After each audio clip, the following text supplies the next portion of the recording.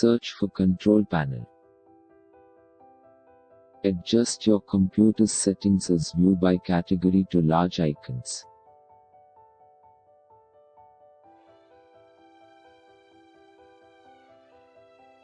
Select Services option.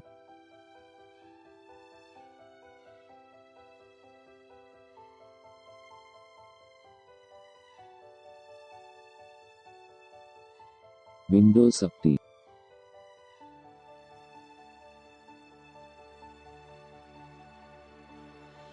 Right-click on Windows Update